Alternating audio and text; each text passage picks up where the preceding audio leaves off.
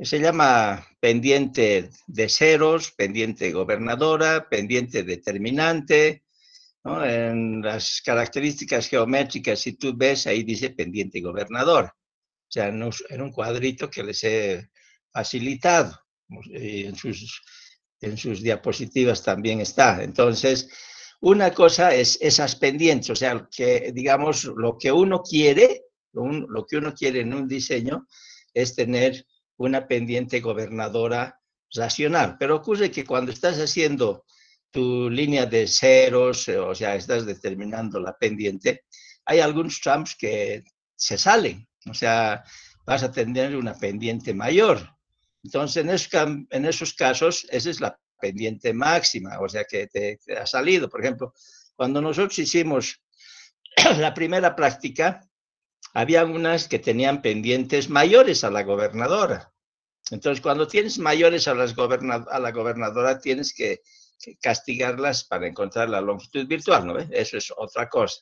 En este caso, ¿cuál era la pendiente máxima? Entonces, ¿cuál es lo que se permite como máximo dentro de lo que tú has hecho tu cálculo? O sea, tú has hecho con la línea de ceros y has estado determinando, o sea, con el compás, digamos, si quieres con otra palabra, y has encontrado que tienes una pendiente de por tramos, puedes separar también por tramos, no siempre tiene que ser una sola pendiente todo.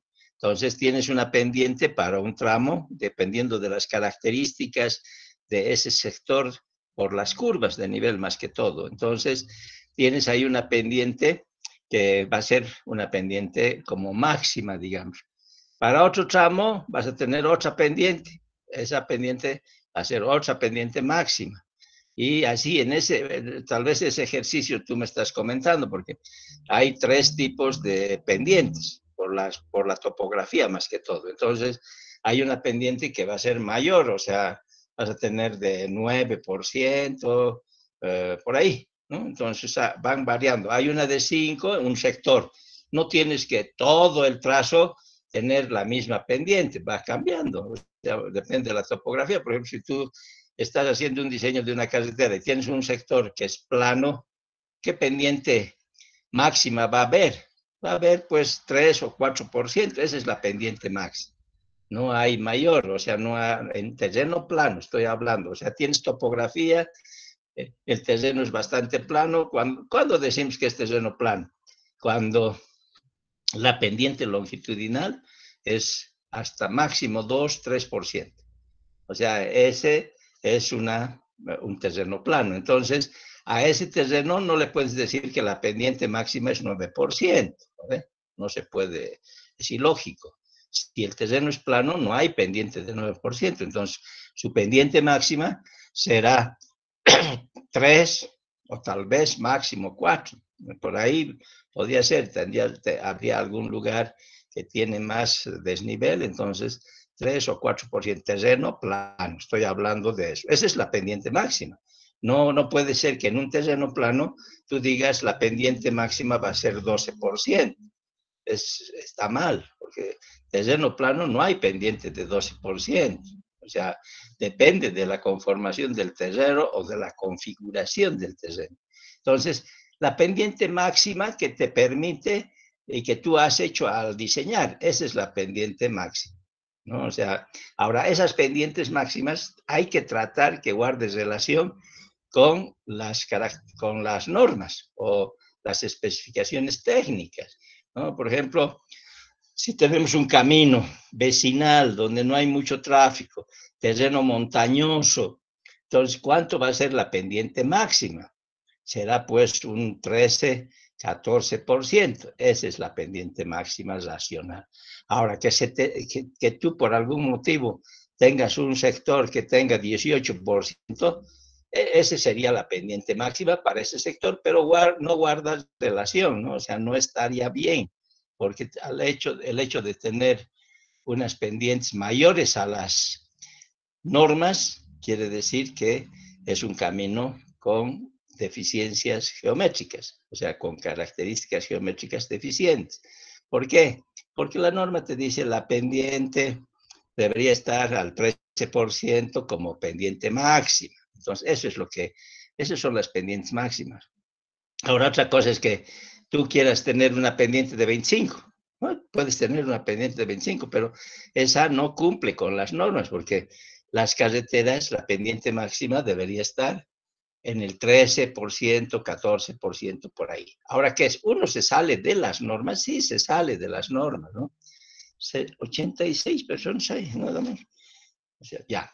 Entonces, no voy a, por si acaso, no voy a abrir el otro link, porque tenemos 87, ¿no? Entonces, tiene que pasar 100 para que yo abra el otro link, ya sabemos, ¿no? Por si acaso. A ver, tal vez alguien se queda en el otro link esperando ahí entrar, pero a mí yo he abierto los dos, pero lo que pasa es que no, yo prefiero estar con, si hay menos de 100, voy a estar con un solo link, ¿ya? Entonces, no sé si Luis me has entendido. Las pendientes máximas son variables dependiendo de lo que uno quiere hacer. ¿Quieres hacer una carretera? La pendiente, por ejemplo, una carretera principal, entre una carretera, digamos, de la red fundamental. ¿Cuál sería la pendiente máxima? De acuerdo a las normas, más o menos, si uno ve, les decía, una tabla donde dice características geométricas de las carreteras. Ahí, ¿cuánto ven? Si uno quiere analizar esa tabla, ahí aparece 7%. Esa es la pendiente máxima en las carreteras principales del país. Pero ¿qué ocurre? Si empezamos a revisar nuestras carreteras, las principales, ¿no? O sea, las que unen capitales por departamentos, o sea, de la red fundamental, las que tienen un solo dígito, aunque ahora ya están colocando con 2 dígitos y son de la red fundamental. En ese caso, deberían tener máximo 7. Pero si empezamos a revisar esas carreteras que tenemos, Cochabamba-Santa Cruz, por ejemplo. Cochabamba-Santa Cruz empezamos a revisar por la nueva y existe, antes de llegar a Colomi, hay un lugar, Huacán, que se llama, que tiene 9%. O sea, se ha pasado con 2%. Entonces, eso, la pendiente que debería tener es 7, la pendiente máxima de ese lugar, por terreno montañoso. Pero ocurre que nosotros por economía vamos a aumentar a la pendiente máxima que nos han pedido, o sea, las normas recomiendan que sea el 7%. Entonces, nos salimos. ¿Por qué? Por economía, más que todo, por economía, por no hacer mucho movimiento de tierra, por no incrementar demasiado el costo de la construcción de un camino, etcétera. Entonces, uno puede salirse. En ese caso, la pendiente máxima en ese tramo llegaría a ser 9, cosa que yo vuelvo a repetir, se recomienda que la pendiente máxima en terrenos montañosos sea hasta el 7%, en vías importantes, en vías principales, donde hay alto volumen de tráfico. En cambio, si tenemos bajo volumen de tráfico, es una vía secundaria, nosotros vemos las normas, si revisan, no sé si se ubican, hay un cuadro que les he pasado en un solo cuadro, es una diapositiva, pero es que tal vez hay en 2 lugares eso mismo, y ahí te indica para caminos vecinales 13% la pendiente máxima, esa es la pendiente máxima para ese tipo de caminos. Entonces, si nosotros tenemos menos del máximo, va a estar bien nuestro diseño.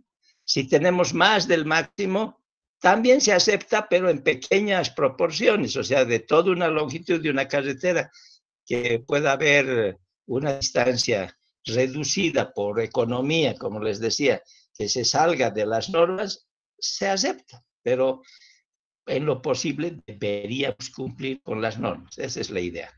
Debemos cumplir con las normas. O sea, ahí en ese cuadro te dice pendiente máxima. Te pone ahí pendiente máxima. En otro te pone pendiente gobernadora.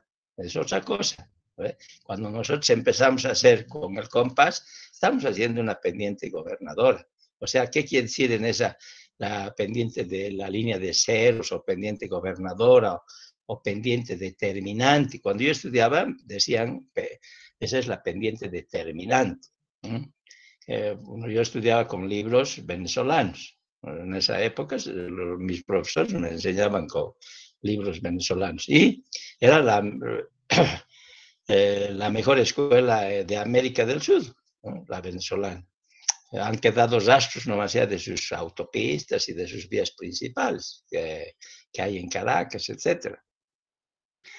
Entonces, ahí tienes la diferencia. Hay unas cosas que son pendientes, que queremos que en lo posible esté por ese rango, y esa es la línea de ceros. Por ejemplo, a ver, ¿quién me puede definir la línea de ceros? ¿De qué trata? ¿De qué trata la línea de ceros? Yo he comentado la línea de ceros. A ver, ¿a alguien se le ocurre? A ver, Luis. ¿Y qué? Dime. No te escucho. Inge. Dime. Es la que Ya, se John mantiene, Omar, a ver, ya. es la que se mantiene, bueno, que Ya, mantiene. aquí, discúlpame, dime, por favor, aquí estaba viendo varios que han levantado la mano, pero no importa. John Omar, a ver, dime. Es la que se mantiene, Inge. Bueno, son las líneas que van pasando por los puntos obligatorios, pero obviamente que están manteniendo una misma pendiente, porque conservan una pendiente uniforme. Ya, pero ¿cuál es su característica de la línea de ceros? ¿Por qué se dice ceros, línea de ceros? Porque mantienen esa pendiente, es como decir que no llega a afectar de un No, punto a tiene un una punto. explicación diferente. A ver. Porque no hay relleno ni corte. Eso, esa es la clave, John Omar. A ver, pero igual te voy a anotar, espérame un segundito. John Omar Huanca, espérame un ratito. Huanca, ¿dónde estás? A ver, espérame. GFGH.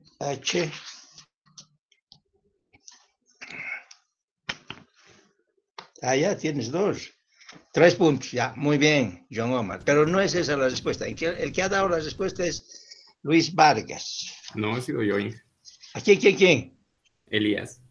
¿Ah, sí? Yo me estoy equivocando. ¿Cómo es Luis Vargas? ¿Sí? ¿No diste? Yo le dije al principio que es el que tiene menor movimiento de tierras, pero sí, Elías. No. La clave es que no hay ni cortes ni rellenos. O sea, en el eje no hay ni corte ni relleno. Por eso se dice línea de ceros. ¿Ya? Elías Choquevilca, espérame un segundo.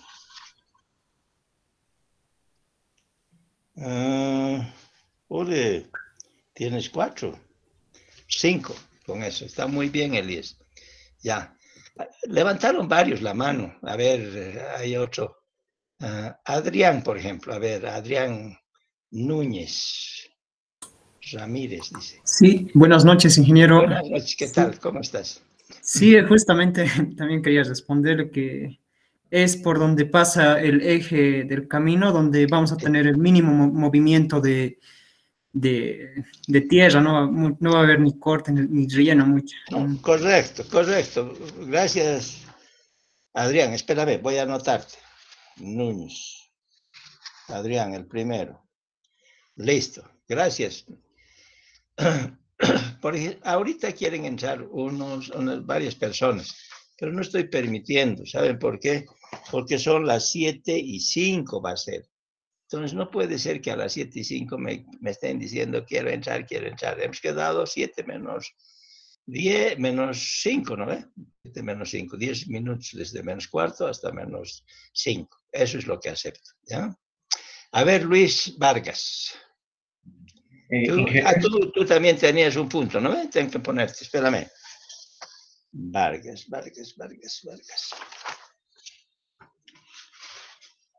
Ya.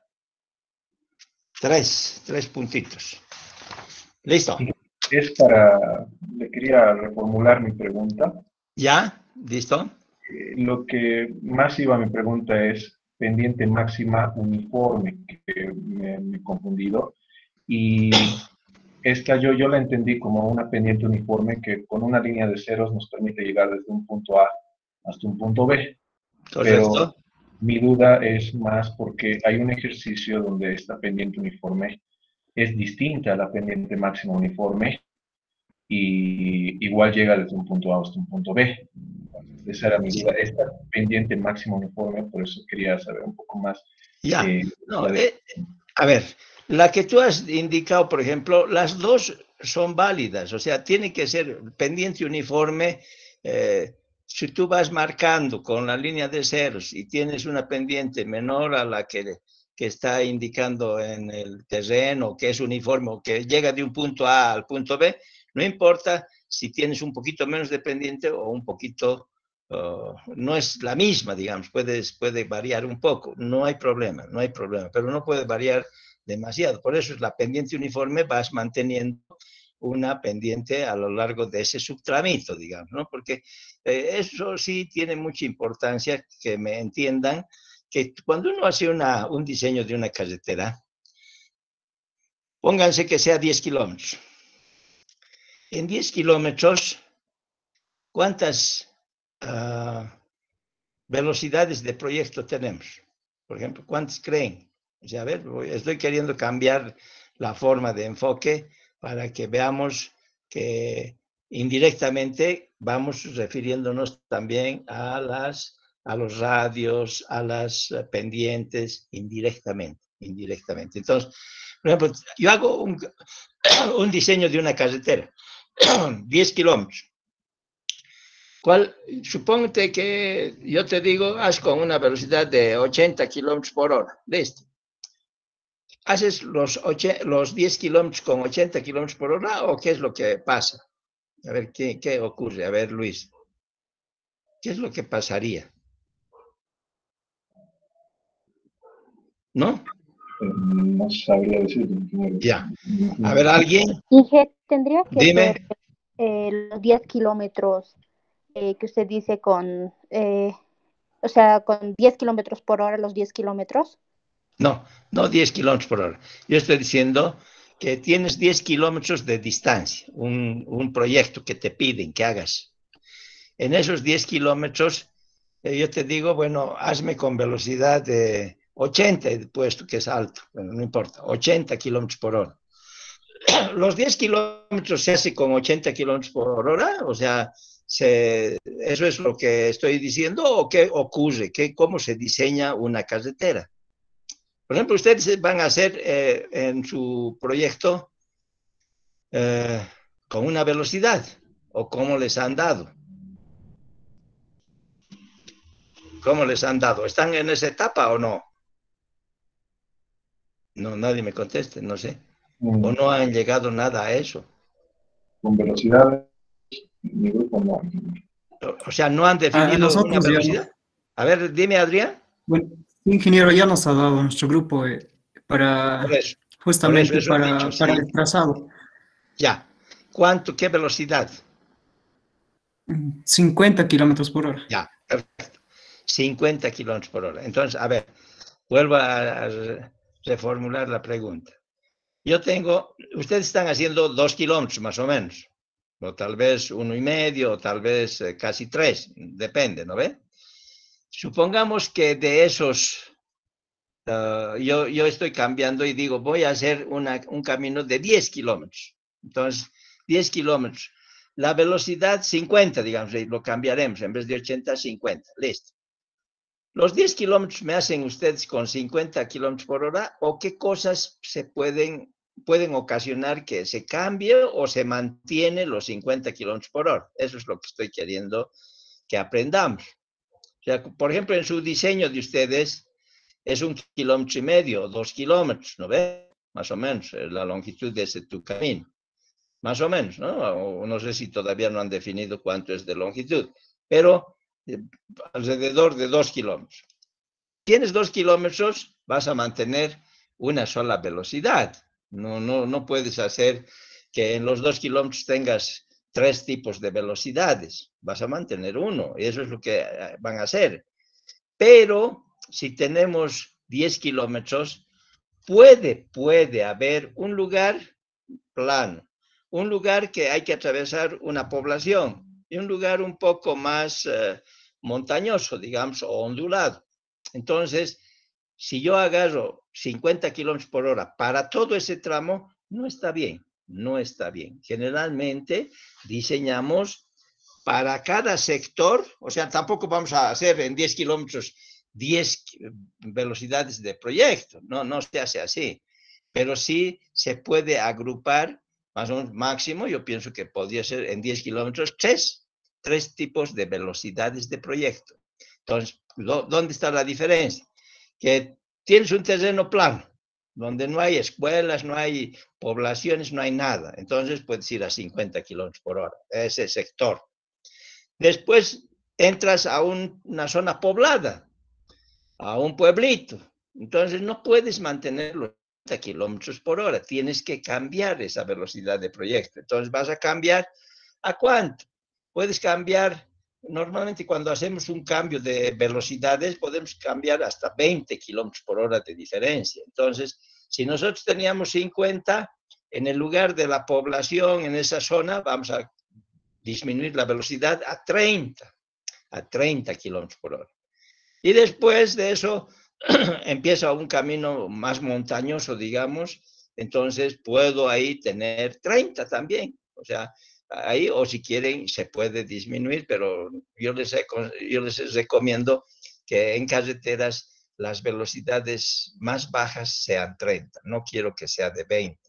Porque si hago con 20 kilómetros por hora la velocidad de proyecto, es ya un diseño bastante pobre. Porque, ¿qué ocurre que si hago con 20 kilómetros por hora? Resulta que llegas a una curva y esa curva, si es para 20 kilómetros por hora, va a tener un radio de 20. Entonces, es un radio bastante pequeño. El mínimo debería ser 30, para velocidad de proyecto de 30. O sea, radio mínimo 30. Eso es lo que les he estado inculcando, no sé si se acuerdan. No hacer caminos con velocidades menores a 30. Que en Bolivia se ha hecho menores a 30, sí, se ha hecho y se puede hacer por economía, por diferentes motivos, pero nosotros como estamos queriendo hacer un diseño racional que tenga seguridad, que sea relativamente económico, todos esos aspectos que hay que considerar en un diseño geométrico, entonces yo digo que os recomiendo que la velocidad mínima sea 30 y de 30 hacia arriba, ¿no? Entonces, ven los motivos que en unos 10 kilómetros no siempre va a haber una sola velocidad. Lo que pasa es que en su proyecto es 2 kilómetros y en 2 kilómetros no vamos a estar cambiando velocidades. Se mantiene una sola velocidad, salvo que yo diga, este lugar es una ciudad, un poblado, una población, pero normalmente las cartas del Instituto Geográfico Militar que les dan esas curvas de nivel se ve que es un terreno montañoso, en general. Entonces no ves casitas, no ves ninguna tipo de viviendas. Entonces, o si están viviendas, son muy aisladas. En el área rural las viviendas son muy dispersas, no están juntas. Entonces, en eso no vale la pena disminuir velocidades, ¿no? En esas circunstancias. Pero si estás atravesando un pueblo, donde hay escuelas, donde hay hospital o lo que quieran, o casitas al final de cuentas, no puedes pasar en ese lugar con una velocidad de 80 kilómetros por hora, por ejemplo. No. ¿Por qué no puedes pasar con esa velocidad? Porque decimos que nuestra velocidad de proyecto tiene que ser una velocidad máxima segura. O sea, queremos que esa velocidad sea segura, o sea, que no estemos entrando a gran velocidad y que haya accidentes o que atropelles o que pises a niños, etc. Entonces, eso hace que disminuyas velocidades en determinados lugares por estos motivos, ya sea una población, ya sea el tipo de terreno, ¿no? Por ejemplo, yo les decía el ejemplo, tengo un terreno plano, puedo ir a velocidades de 50, 60, diseño con esa velocidad y no hay casas, entonces es una velocidad segura y puedo hacer a 60. Pero voy a atravesar después de 5 kilómetros una población, no puedo seguir con 60, tengo que cambiar, tengo que disminuir. ¿Por qué? Porque hemos dicho que la velocidad de proyecto es una velocidad máxima segura. O sea, si quiero que haya seguridad, no puedo decir que que vaya a atropellar a los niños y cosas. Hay que disminuir velocidad. Y así es que se hace los diseños de carreteras. No se mantiene una sola velocidad. Lo que pasa es que cuando nosotros hacemos un proyecto de 2 kilómetros, ¿qué les dice el auxiliar? Vamos a ir cambiando los tipos de curvas. O sea, por ejemplo, en 2 kilómetros, para ejercitarse ustedes, para ir aprendiendo, dice, vamos a hacer una curva circular simple. Después vamos a hacer una curva circular compuesta. Después vamos a hacer una curva de transición. ¿Ven? Los 3 tipos de curvas, listo. Pero eso no quiere decir que cuando nosotros diseñemos una carretera, tenemos que ir jugando con todos los tipos de curvas. No. Lo que ocurre es que académicamente se les da para que sepan cómo se calcula una curva compuesta, cómo se calcula una curva de transición, y por eso, académicamente, nada más. Pero uno, al hacer un diseño, tienes que tratar de cumplir con normas. La que más común se utiliza es una curva circular simple.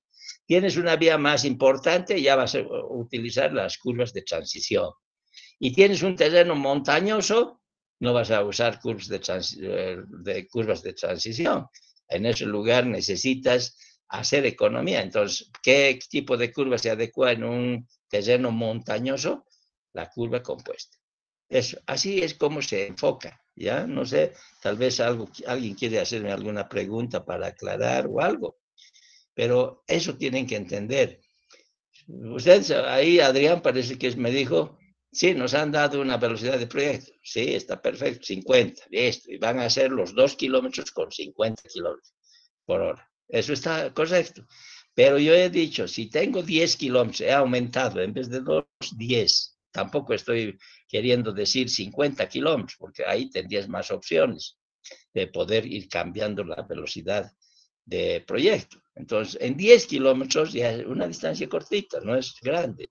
En esos 10 kilómetros podemos atravesar un lugar plano, que sea rural, ¿no? Entonces, ahí puedo manejar 60 kilómetros por hora, dependiendo cómo quiero hacer, si hay seguridad, etcétera, o 50, más o menos eso. ¿Cómo voy a poner la capa de rodadura? Por ejemplo, también influye mucho la capa de rodadura. Por ejemplo, si yo voy a poner ripio en un camino así, digamos, terreno plano, le pongo ripio y digo, mi camino voy a hacer con una velocidad, porque nosotros definimos la velocidad de proyecto. La velocidad de proyecto voy a hacer con 90 kilómetros por hora. ¿Está bien o está mal? A ver, ¿qué opinan? Fíjense, yo estoy queriendo que ustedes traten de decirme está bien o está mal. O sea, que vuelvo a repetir. Una carretera hay que hacer. El diseño, y bueno, yo le pongo velocidad de proyecto 90. Terreno planito, no hay viviendas, no hay nada. 90 kilómetros por hora. Pero le voy a poner ripio. O sea, no va a estar con pavimento flexible, ni rígido, ni empedrado, ni nada de eso. Ripio, listo. Así voy a presentar mi proyecto.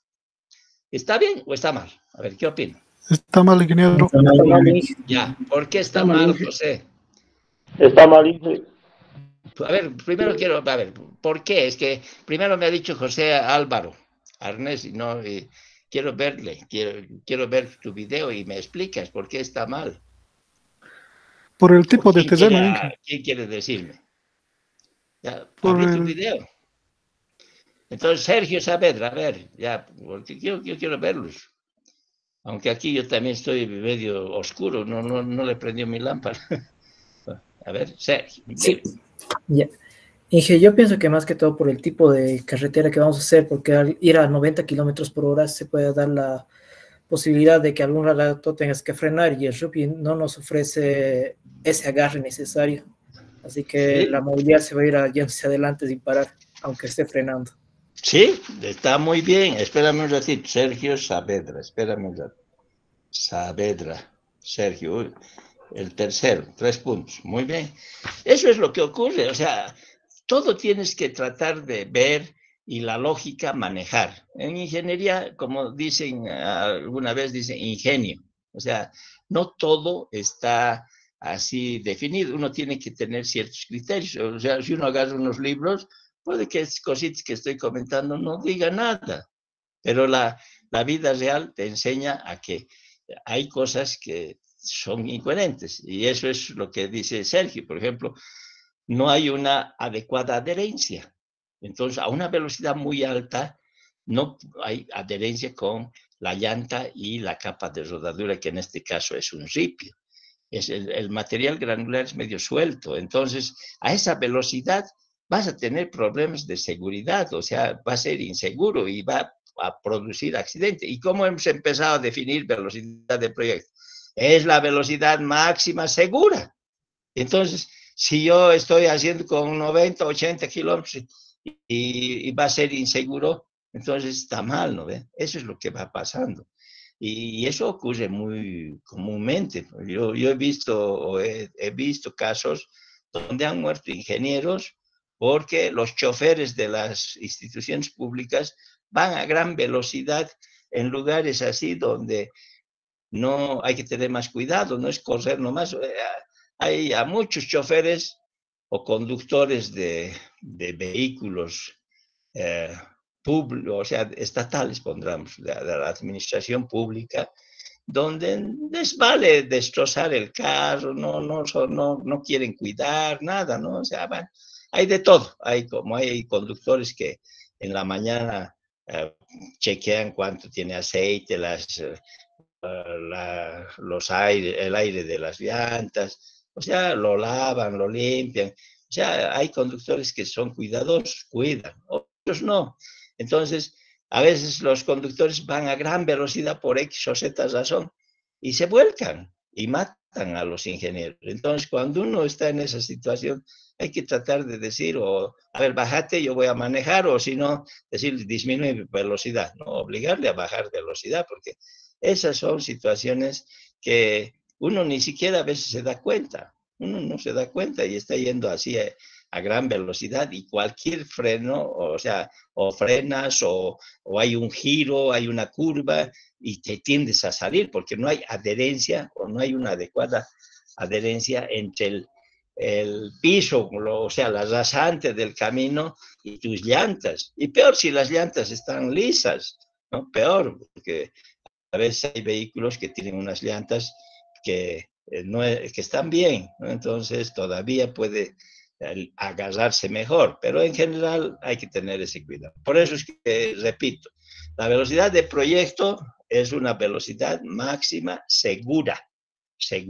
Entonces, que te garantiza que estés yendo esa vía con una velocidad aceptable, ¿no? O sea, no puedes estar yendo a gran velocidad y que tengas peligro, ¿no? Y esas son las cositas que a veces ocurren, ¿no? O sea, no hay siempre, digamos, en bibliografías esa explicación, pero uno tiene que irse dando cuenta qué pasa, ¿no?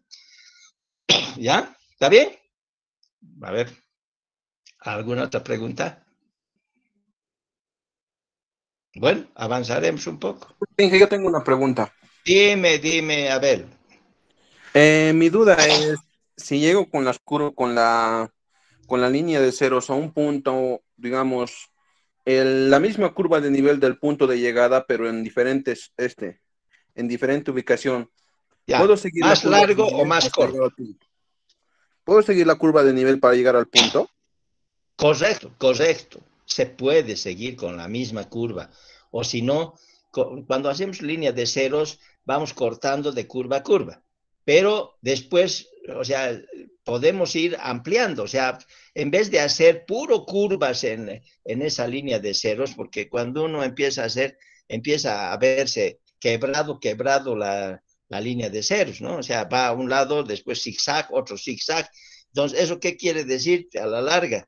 Que necesitas hacer curva a 50 metros, otra curva a otros 50 metros, otra curva a otros 50 metros. Eso no es adecuado, llenar de curvas. Por ejemplo, en un camino montañoso, más o menos el hecho de tener 14 curvas ya es harto. En 1 kilómetro, 14 curvas. O sea, no, hay que tratar de colocar menos curvas, ¿no? O sea, tratar. Ahora, que no te permite por el terreno, etcétera, bueno, pues tendrás las 14 curvas.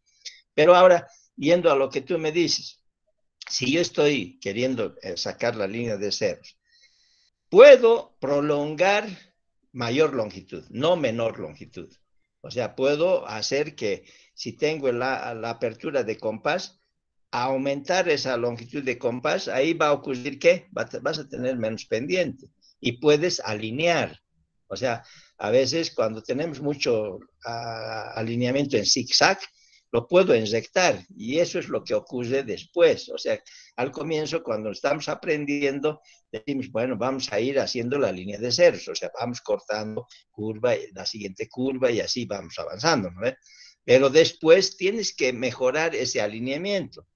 No puedes hacer una curva cada 30 metros, 50 metros, otra curva. Entonces, ahí es que viene a inyectar, a alinear ya un poco más. Entonces, ahí ya va a cambiar la situación, ya no va a ser la línea de ceros, va a haber más movimiento de tierras, pero también estás mejorando el diseño, porque si no sería demasiadas curvas, muy quebrada. Entonces, lo que tú me has dicho es evidente, o sea, podemos prolongar ya en la misma curva, digamos, puedo trazar el eje del camino, digamos, o la poligonal, porque depende cómo estoy interpretando, puede ser eso una poligonal o puede ser el eje del camino. Entonces, estoy queriendo inyectar. Eso es válido, es válido. Ahí ya no tenemos la línea de ceros, ahí está cambiando, eso es lo que ocurre. Por eso es que al empezar decíamos, a ver, díganme qué es la línea de ceros. Es donde en el eje no hay ni corte ni relleno. Si vamos haciendo así, eso vamos cortando de curva a curva, no hay ni corte ni relleno. Pero ¿qué ocurre? Que tenemos mucho quiebre, ya también mucho quiebre. A veces, dependiendo del terreno, puede ser que vayas casi recto y está perfecto. Pero lo normal es que tienes quiebre. Entonces, en esos lugares hay que cambiar esas características de lo que hemos estado haciendo con la línea de ceros. Ahí vamos a trazar mayores distancias. ¿Qué quiere decir al trazar mayor distancia? Vamos a tener menor pendiente. O sea, es lo que ocurre. Pero si le disminuyo la pendiente, va a ser mayor. O sea, mejor dicho, si le disminuyo la longitud menor a la de la apertura del compás, ¿qué ocurre? Vamos a tener mayor pendiente ya también. Entonces, no queremos eso. Pero sí, lo que tú me has dicho, podemos trazar ya alineando, mejorando el diseño, porque puede que al comienzo, si tú cumples con la línea de ceros, va a ser irregular. Entonces, puedes inyectar ya más, puedes ir inyectando, buscando lo más racional, ¿no? O sea, ahí entran muchas cosas. O sea, queremos... si hemos hecho la línea de ceros, si podemos cruzar varios puntos de la línea de ceros inyectando, está bien, pero no irnos a otro lado. Si nos vamos a otro lado, ¿para qué hemos hecho la línea de ceros? La línea de ceros sirve para ayudar a inyectar, a alinear en ese sector. Por ahí es que tienes que trazar el camino, pero claro, ya no con lleno de curvas, porque a veces... así ocurre, ¿no? Cuando haces la línea de ceros, tienes cambias a la otra cota. Después cambias a la otra cota y es una raya quebrada, digamos. Quebrado, aparece la línea. Entonces, ¿ahí qué quiere decir? Si en cada punto hay que hacer una curva. Y no puedes hacer cada 50 metros una curva, cada 50 metros. Entonces, en esos casos, después alineamos. Tratamos de inyectar. Pero tampoco no puedo inyectar y olvidarme de la línea de ceros y hacer una recta todito, desde A a B, desde el punto A hasta el B. Te ha dado el auxiliar y yo puedo trazar una recta, directo. Se puede hacer así. Pero ¿qué va a ocurrir? Empiezas a hacer el análisis de esa recta, vas a tener harto movimiento de tierras, vas a tener pendientes mayores, etcétera. O sea, se complica mucho. Entonces, por eso es que se hace la línea de ceros, para que uno sepa por dónde sería el trazo del camino. Ahora que ahí lo inyectes, lo alinees, eso se hace, porque no vas a dejarlo la línea de ceros y así se quedó el camino. O sea, vuelvo a repetir, cada 50 metros hacer una curva horizontal no vale la pena. Entonces, en ese sector lo podemos alinear, ¿ya? Pero después, o sea, primero hacemos la línea de ceros, es muy irregular, en ese mismo sector lo alineamos. esa línea de ceros es como, digamos, pedir a un busito que vaya subiendo esa topografía, o sea, hacer un caminito, una senda. Entonces, por ahí va a ir el burrito haciendo poco a poco, avanzando, subiendo con una pendiente racional. Ese es uno de los mejores animales que, aunque le decimos asno, burro, todo lo que quieran, es el que mejor sabe ir subiendo con calma, armándose en un cerro, va ladeando, o sea, va avanzando con una pendiente que a él le permita. Y no, por ejemplo, una cabra. Si tú pones a una cabra ahí, la cabra se te sube hacia el cerro en un 2x3, y el auto, ¿cómo va a subir así? No puede subir. Entonces, la cabra nos sirve para ayudarnos a decir por dónde va a ir el camino. Entonces, el burro sí, va ladeando, va subiendo poco a poco. Y eso es lo que queremos. Entonces, con la línea de ceros, estamos queriendo ver por dónde podríamos ir con el futuro eje del camino. Eso es lo que queremos hacer. ¿Ya? A ver, tal vez alguna otra pregunta quieren que les comente. Porque está bien lo que me ha dicho. ¿Quién me hizo la última pregunta? Abel Mamani, ¿no? Sí, ingeniero. Ya, a ver, te ha anotado. Sí, te anoté, ¿no? Sí, te he dicho, ¿no? Que te ha anotado. No, ingeniero, esta vez no me dijo que me anotó. Ah, ya, espérame. ¿No? Bueno, entonces el segundo punto. Ya, no sé, pensé que te anoté. Ya, gracias. Es buena pregunta la que me has hecho. Buena Dije pregunta. una consultita. Dime, Karen. Respecto a esta pregunta que hacía el compañero de ir con la línea de ceros, con el método del compás, respetando la pendiente por una misma cota, ¿no afectaría al tema del drenaje, ya que la pendiente sería del 0%? Fíjate, depende, porque digamos, tienes la misma cota, pero después no vas a quedarte en la misma cota todo el tiempo. Generalmente, ¿qué hacemos cuando tenemos un terreno plano, por ejemplo? Suponte, tenemos un terreno plano completamente. ¿Qué se hace? Se trata de darles unas pendientes que pueda manejar, que salga el agua. Entonces, para no ponerle cero de pendiente, fíjate, el terreno plano te estoy comentando, todito el terreno planito. Entonces, debería poner 0% de pendiente, ¿no ve? Entonces, lo que tú me has dicho, el drenaje influye. Entonces, ¿qué se hace, por ejemplo, en esos casos? Se le aumenta un poquito de pendiente, o sea, a 0,5. 0,5 sería la pendiente mínima, racionalmente en carreteras, aunque hay un mínimo, que es 0,35. Pero con 0,5, subo un poquito de pendiente.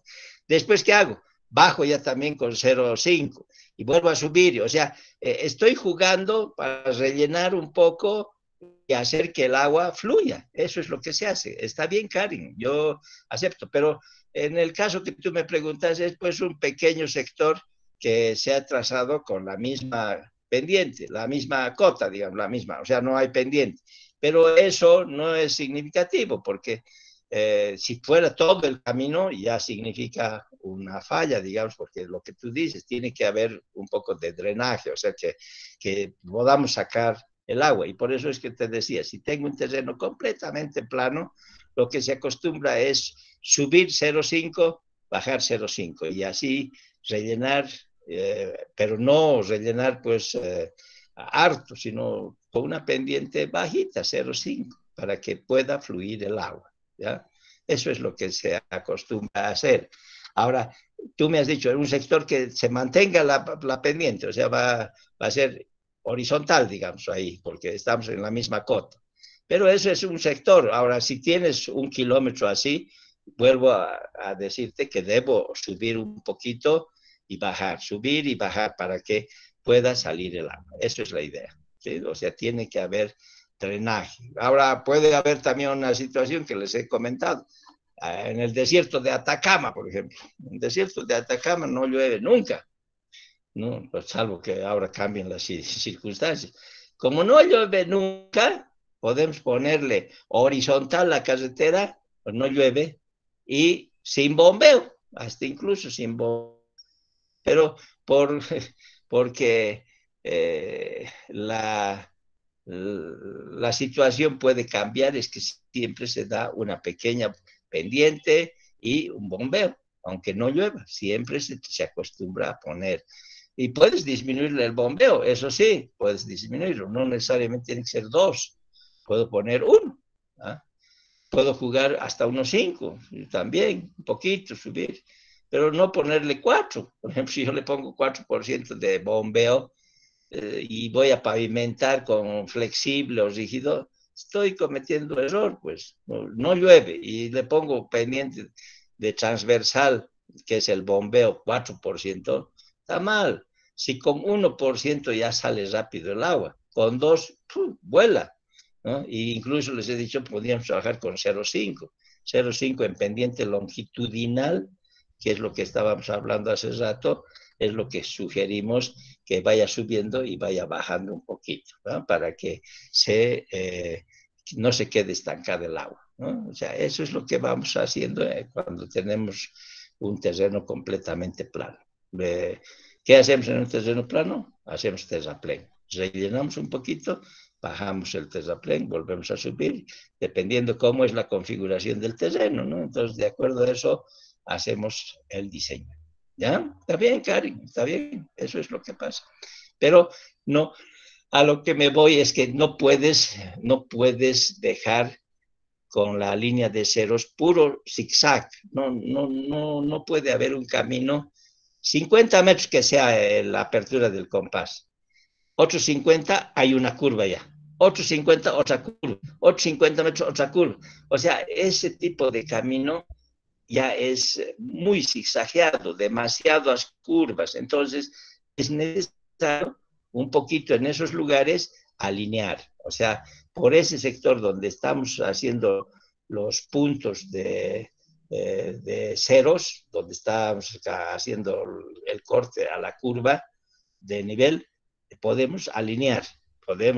Y va a haber más movimiento de tierras, eso es lo que va a ocurrir.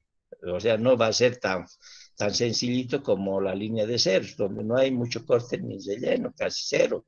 Entonces, en este otro caso va a haber más corte o relleno si yo lo alineo, pero tampoco, que está bien, pero que busquemos un alineamiento racional, no en cualquier lado, ¿no? O sea, si no estamos en la zona donde estamos haciendo la línea de ceros, por ahí tenemos que alinear, no me voy a ir a otro lugar. ¿Para qué estoy haciendo la línea de ceros? Es para que en ese sector ese sería el recorrido del camino. Por ahí iríamos. Eso es lo que quiere decir. Cuando hago una línea de ceros es que estoy subiendo con una pendiente. Ahora, fuera de eso, vuelvo siempre a recalcar que si yo hago con la línea de ceros todito, puede ser la situación que quebrado aparezca y cada 50 metros una curva. Entonces, una curva circular, digamos, a los 50 metros una curva, otra, porque es muy quebrada la línea que estoy haciendo de ceros. Entonces, en esos casos, vale la pena alinear. Va a aumentar movimiento de tierras, pero se va a equilibrar un poco la situación de que no vas a estar exagerando y llenar cada 50 metros una curva. Entonces, será pues lo racional, ¿no? O sea, nosotros podemos disminuir a unas 5 o 7 curvas en una distancia de 2 kilómetros. No vamos a sacar, si por kilómetro les he dicho como máximo en terreno montañoso se puede hacer 12, 13 curvas, entonces ustedes en 2 kilómetros harían 26 curvas. 26 curvas en 2 kilómetros es una barbaridad ya también. Entonces tenemos que alinear, tenemos que mejorar. Entonces pueden haber 7 curvas en los 2 kilómetros.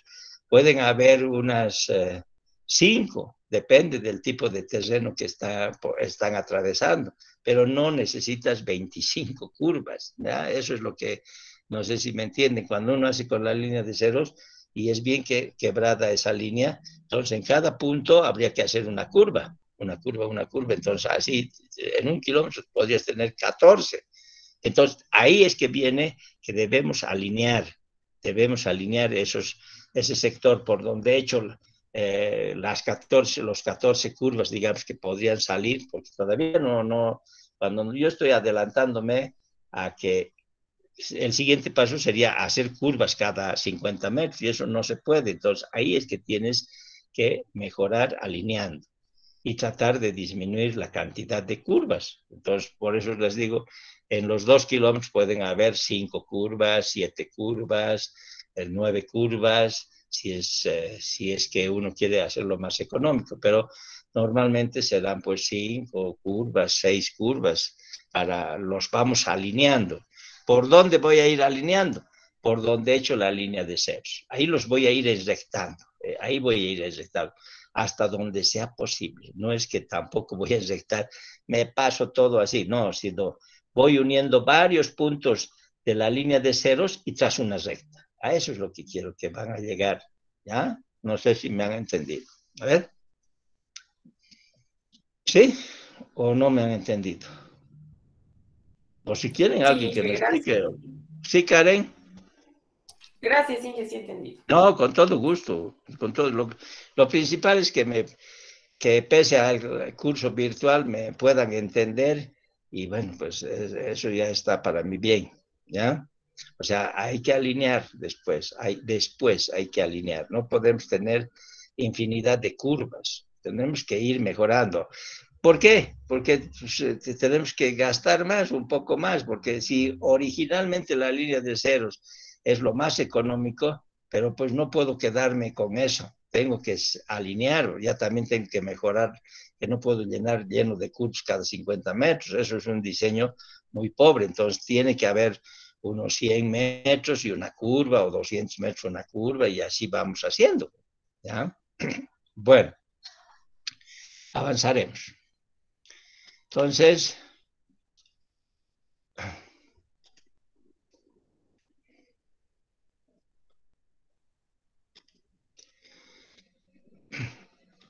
hemos estado viendo, si ustedes se recuerdan, estos cálculos de curvas circulares simples, ¿no ve? Hemos hecho un ejemplo de otro libro, les decía, he sacado, donde nos piden calcular los elementos de las curvas y las deflexiones. Entonces, aquí dice curva 1 derecha. Eso quiere decir el ángulo de deflexión va a ser a la derecha, ¿no ve? Entonces, el ángulo de deflexión principal es 13 grados 31 y de ahí empezamos a hacer los cálculos y después otra manera de hacer las deflexiones. Yo prefiero que use más sencillo, aunque este es casi igual, es lo mismo, ¿ya? Pero he querido mostrarles que se puede hacer un poquito diferente el enfoque, pero las respuestas van a ser las mismas, ¿ya?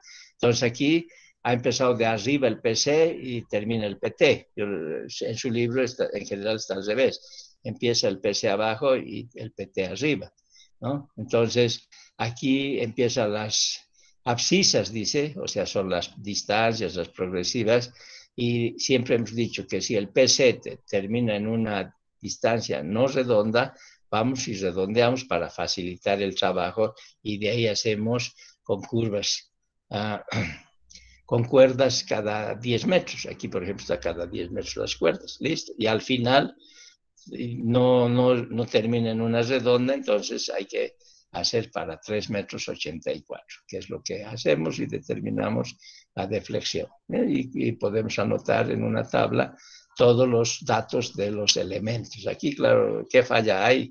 Yo les he dicho, tiene que decir distancias en metros, unidades faltan. No siempre es bueno poner unidades, porque puedes trabajar también en pies, ¿no? O sea, en millas o lo que sea, pero aquí conviene poner metros, ¿no? Ya, eso es lo que hicimos la última. Ahora vamos a pasar a otro temita que tienen en su libro, pero dentro de ese mismo capítulo son las ecuaciones de empalme. Ecuaciones de empalme. ¿En qué consiste la ecuación de empalme? O sea, para no leerlo, generalmente lo que ocurre es lo siguiente. Tú tienes un camino, que está, este es el trazado inicial, digamos. Aquí, por aquí haces el trazado inicial y avanzas.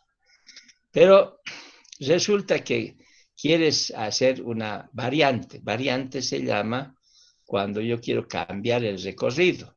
Entonces, si originalmente era por aquí el trazado, por aquí, y he visto que este lugar no es muy bueno, o sea, no vale la pena mantener este trazo, entonces hago un cambio del trazado. O sea, de aquí empiezo y lo hago por aquí. Aquí dice trazado y nuevo. Y voy aquí. Entonces, la ecuación de empalme es para no rehacer todo lo que es las progresivas. Nosotros nos quedamos con ecuaciones de empalme. O sea, por ejemplo, aquí comienza la variante. 4 más 215. Hemos dicho que eso sería 4 kilómetros, 4.215 metros con 52 centímetros. Esa es la distancia en este punto. Entonces, si íbamos por acá, si sumamos los 680, 6, 7, 8, 8 sería este, kilómetro 4 más 895. Si voy por este lugar, la ecuación de empalme va a ser 4 más 775, o sea, 4,215 más 580, más 560, 80, es 4 más 775. Esto se llama ecuación de empalme. Si voy por este lado, ¿cuánto es la progresiva? Y si voy por este otro lado, es esta progresiva. Y entonces, lo que ocurre es que nosotros de aquí vamos continuando con la ecuación de empalme para no rehacer todas las progresivas. O sea, este es un procedimiento que se hace, se acostumbra en carreteras. O sea, si hemos hecho un diseño original, o sea, por ejemplo, el diseño era así, tac, iba por aquí, tac, tac, y este. Pero ocurre que al continuar el diseño digo, bueno, pues puedo cambiar, puedo hacer un nuevo trazo. Entonces, esta es una variante. También se llama libramiento. Libramiento es en México, más que todo la palabra. Nosotros decimos variante. Entonces, hacemos un cambio. En vez de ir por acá, que es el segmentado, voy por este lado. Por eso dice trazo nuevo. Y termina esto, y aquí antes era por este recorrido la progresiva, y ahora viene por este lado la progresiva. Y esa es la ecuación de empalme. O sea, nosotros igualamos dos progresivas. De aquí, 215 más 580, ven, sacamos esto. 215 más 680, sacamos esta. Entonces, eso es lo que va pasando y es la ecuación de empalme. A eso se refiere cuando nosotros hablamos de ecuación de empalme. O sea, para no cambiar las progresivas de nuevo de todito, es que hacemos esta ecuación de empalme. Y eso es lo que dice aquí, ¿no? El problema de esta modificación radica a partir del punto donde se toma de nuevo el diseño inicial, o sea, donde termina el cambio efectuado y se continúa con la vía previamente diseñada y localizada. Esto debido a que normalmente la modificación o variante no arroja la misma longitud del tramo que se está reemplazando, lo que obligaría a que el abscisado cambie a partir del punto final de dicho variante. Para evitar la modificación tanto en planos, fíjense, de toditos los planos tendríamos que cambiar, como en el terreno del abscisado, porque es distancias, abscisado es distancias. Desde el punto donde termina la variante, lo que implicaría un alto costo y pérdida considerable de tiempo, se utiliza la llamada ecuación de empalme, que consiste en igualar las abscisas en el punto donde termina la modificación e indicar dicha igualdad o ecuación tanto en el terreno como en los diferentes planos que se generan en el diseño geométrico. A eso se entiende ecuación de empalme. La ecuación de empalme presenta el siguiente formato, o sea, abscisa nueva o de llegada, o sea, por la nueva ruta, y la abscisa vieja o de salida. Entonces, estos dos hace una igualdad. Por eso se llama ecuación de empalme, para no rehacer todos los planos, así dice. El problema de esta modificación radica a partir del punto donde se toma de nuevo el diseño inicial, o sea, donde termina el cambio efectuado y se continúa con la vía previamente diseñada y localizada. O sea, estamos continuando, ¿no? Si ustedes ven, aquí tenemos, era por aquí, y ahora hemos cambiado por este lugar y hemos hecho una ecuación de empalme para continuar con esa progresiva. ¿Bueno? Entonces, eso se entiende por ecuación de empalme. En su libro tienen ejercicios de ecuación de empalme, o sea, haces un trazo, recorres y calculas, ya sea si hay curvas y llegas a determinar cuánto sería la distancia por un trazo, por acá, digamos, y por este otro trazo, igualas, y esa es la ecuación de empalme. Hay ejercicios en su libro resueltos de esto, pero lo que quiero explicar aquí es en qué consiste la ecuación de empalme, ¿no? O sea, haces una modificación al trazado. Si haces la modificación al trazado, deberíamos cambiar las progresivas. Desde aquí todito, hasta todos los planos. Si son 500 kilómetros hay que cambiar las progresivas. Entonces, para no hacer eso, y también el terreno tendríamos que cambiar, si es que ya estamos construyendo. Entonces, hacemos lo que se llama esta ecuación de empalme. Por el trazo antiguo y por el trazo nuevo, igualamos y de ahí continuamos con las progresivas, ¿no? Entonces, sigue lo mismo. Bueno, iremos a la siguiente.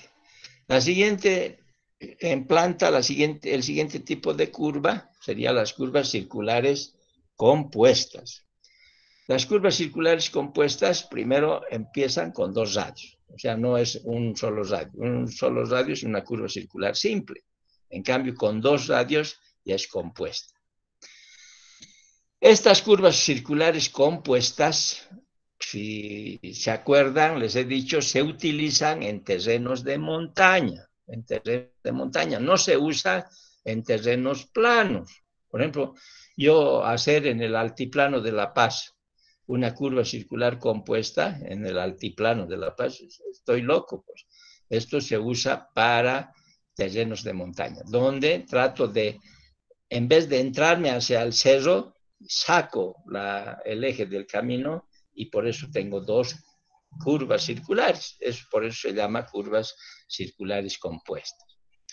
Los conceptos que se manejan son similares, o sea, tenemos principio de curva al iniciar la curva, principio o fin de tangente, ¿no? Aquí PT es principio de tangente, o se puede decir fin de curva compuesta. Tenemos un punto común de curvas que vamos a ir viendo. A ver, vamos a ver aquí esto. Aquí, por ejemplo, aquí podemos estar explicando. PCC, punto común de curva. O sea, ¿qué quiere decir? Que esta es una curva circular simple, aquí su origen es O1, y después tengo otra curva circular que tiene otro origen, O2, y tiene otro radio. Este tiene radio 2, este tiene radio 1, para diferenciar esta curva con unos. Esta curva con 2, con subíndices 2, para que ustedes se puedan entender mejor. Entonces, el hecho de tener una curva compuesta, una curva circular compuesta, significa que tenemos aquí un PI para esta curva 1, PI 1 se llama. Y aquí tenemos un delta sub 1, ¿no? Para esta curva. Y el delta 1 está reflejado aquí. Este es el delta y este es el delta 1 de esta curva circular que estamos en este primer lugar. O sea, cuando empieza aquí, PC está empezando entre la primera curva, es radio 1, ¿no? Y si considero aquí P y 1, punto de intersección para la curva 1, o sea, 1, esta distancia desde el PI hasta el PC, hemos aprendido nosotros que era T, ¿no ve? Tangente. Entonces, la tangente 1. Del PI1 al PCC es la tangente 1 también. Es a este lado el T1, aquí T1. Después del punto común de la curva, viene otra curva. Este es el PI2, la curva 2. Aquí tenemos el delta, la deflexión 2, que está reflejada aquí, de 2. O sea, el origen de la curva 2, O2 aquí. Entonces, ¿qué más podemos indicar? Este es principio de tangente, PT, ¿no? Del PI2 a este PT tengo la tangente sub 2. Tangente sub 2. Ahora, el resto sigue igual, ¿no? El radio de curva, la tangente 1, etc. Este es el ángulo de deflexión principal, el ángulo delta, y estos son delta 1 y delta 2. La suma de estos ángulos de este triángulo va a ser 180, ¿no? Entonces, esto, por ejemplo, si quiero saber cuánto es el delta y tengo esto, es 180 menos este delta, voy a sacar aquí cuánto es. O por la ley de senos, se encuentran estos ángulos, o si no, estas distancias, etcétera, ¿no? Así se hace. Pero que estoy queriendo primero que aprendan los elementos que componen una curva circular compuesta. Una cosa muy importante es este TL y este TC. Esto es la clave de hacer una curva circular compuesta de dos radios. O sea, esto se llama tangente larga y este se llama tangente corta, ¿ya? Entonces, a ver, vamos a ir anotando aquí. Tenemos el PI, punto de intersección de las tangentes, PC, principio de la curva compuesta, PT es principio de la tangente, PCC, hemos dicho, punto común de curvas, ¿no? R1 es el radio de la curva de menor curvatura o mayor radio. Radio 2, el de menor radio, por ejemplo, aquí. O1, el centro de la curva de mayor radio. O2, el centro de la curva de menor radio, de acuerdo a ese dibujo. El ángulo de deflexión principal, delta. El delta 1 es el ángulo de deflexión principal de la curva de mayor radio. Eso es lo que está aquí, ¿no? Delta 1, entonces tengo el de mayor radio. El delta 2, este delta 2, aquí está el delta 2, ese es el ángulo de deflexión principal de la curva de menor radio. El delta 2, aquí está reflejado el delta 2, este es menor radio. Generalmente, para que se cumpla estas curvas circulares compuestas, el radio 1 sobre el radio 2 debe ser menor o igual a 1,5. Eso es lo que se recomienda, ¿no? Para que pueda armarse y construir un radio y el otro radio. Radio 1 sobre el radio 2, menor o igual a 1,5. Aquí vienen las tangentes, ¿no? Tangente de la curva de mayor radio es T1. Aquí.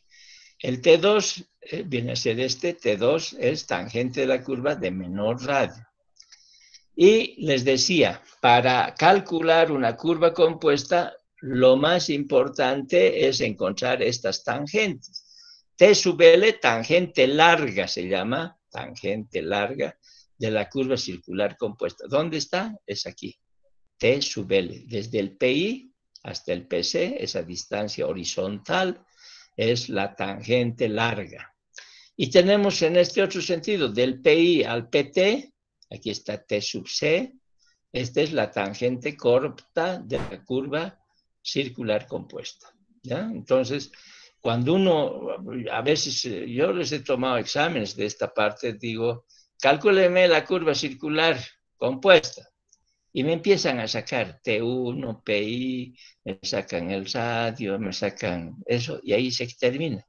No es así.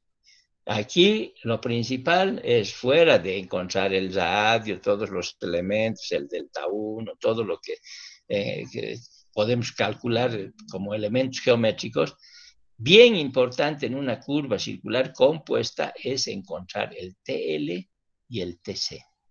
¿Qué hemos dicho que es T sub L? Tangente larga. Y la otra, tangente corta. Aquí está TL, tangente larga, tangente corta. Eso se ha aumentado a estas curvas circulares compuestas, fuera de la explicación de que tenemos dos radios, ¿no? Dos radios. Y el origen atraviesa por este radio. Aquí tenemos, ¿no? Este origen no viene aquí, sino se está en esta dirección, en esta del radio. De ahí se toma y tenemos el radio menor y el radio mayor. ¿No? Este es radio mayor. ¿Ya han entendido? Entonces, los elementos geométricos que caracterizan cada curva circular simple se calculan en forma independiente en cada una de ellas. Eso es lo que hace. calculamos los elementos de esta curva circular simple, porque tiene un solo radio. Pero después hacemos para este otro radio también. Eso. De ahí es que sacamos los elementos de las curvas, ¿no ven? Pero aquí viene la explicación en su libro, empiezan a determinar qué es este delta, por ejemplo. Este delta es la suma de delta 1 más delta 2. Este delta 1 más delta 2 es este delta. Y de ahí empieza, para no aburrirlos, yo no quiero aburrirlos, la tangente larga, por ejemplo, aquí podríamos decir, la tangente larga, ¿qué es? Es desde el PC hasta el punto E, hasta aquí está queriendo manejar, menos PI hasta E. O sea, tienes toda esta distancia menos esta distancia, tienes la tangente larga. Eso es lo que está explicando aquí. La tangente larga viene a ser desde PC hasta E menos PI y E. Eso es lo que dice aquí. PC hasta E, punto E, o sea, tenemos toda esa distancia, menos PI, E. ¿Y qué es? Tengo tangente larga. Entonces, aquí da una explicación de cómo se llega a determinar todo esto.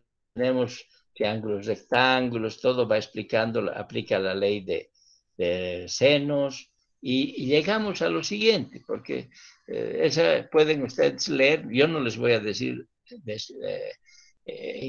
cómo deduzcan la fórmula de la tangente corta. Directamente les pido, calculen los elementos de una curva compuesta. Entonces, la tangente corta está dada por esta fórmula. Eso es lo que se trata de encontrar con esta explicación. Aquí toda esta explicación es para llegar a encontrar esta fórmula. Entonces, eso lo tienen en su libro, pero yo vuelvo a repetir, no les voy a pedir el determinar o investigarme cómo llegas a encontrar esa fórmula general que tenemos de tangente, sino directamente, esta es la ecuación que debemos usar, ¿ya? Y de la misma forma, la tangente larga aquí está dada por esta expresión. Entonces, de esa manera yo puedo sacar cuánto es la tangente corta, cuánto es la tangente larga, utilizando estas fórmulas, ¿ya? Repito, cuando pregunto sobre curvas compuestas, me hacen para cada curva sus elementos, o sea, me calculan, esta curva, por ejemplo, tiene tangente 1, tiene radio 1, tiene la externa, tiene la cuerda larga, todos esos elementos me llenan. Y de la misma forma para el radio 2, para esta otra curva. Pero lo principal para definir curvas circulares compuestas es la tangente larga y la tangente corta, porque si ustedes ven en su libro, están definiendo eso, la fórmula, y llegan a las ecuaciones que hay que usar. Entonces, nosotros vamos a usar estas ecuaciones para tangente corta y para tangente larga. ¿Listo? Y en base a estas ecuaciones, aquí hay un ejemplo donde nos piden, se tiene 3 alineamientos rectos, AB, BC y CD, con la siguiente información. Entonces, aquí tenemos AB, BC y CD. Este ejemplo lo tienen ustedes en su libro, pero lo vamos a ir viendo para que no se queden ahí medio perdidos, ¿no? Entonces, de esto, dice, por lo menos avanzaremos en el enunciado. El azimut del alineamiento AB, azimut, ¿no? El azimut es hasta 360 grados, a partir del meridiano, ¿no ve? El meridiano puede ser magnético, puede ser geográfico o puede ser arbitrario. Entonces, 32 grados. Entonces, el azimut del alineamiento BC, 66. Entonces, si queremos entender eso, está aquí. El alineamiento AB, digamos, es 32. 32 del BC, 66. El norte está aquí. Este es el meridiano. No siempre tiene que estar vertical, puede estar inclinado. Y se va a mantener inclinado aquí también. No es que aquí va a estar y aquí va a estar vertical el norte o el meridiano. todos son igualitos, paralelas, ¿no? En este caso están así. Aquí, por ejemplo, este también está la misma, esta es paralela a esta y a este, ¿no? Entonces, estamos viendo que de la dirección AB el azimut es 32. Del BC, estoy queriendo sacar, respecto del meridiano, es 66.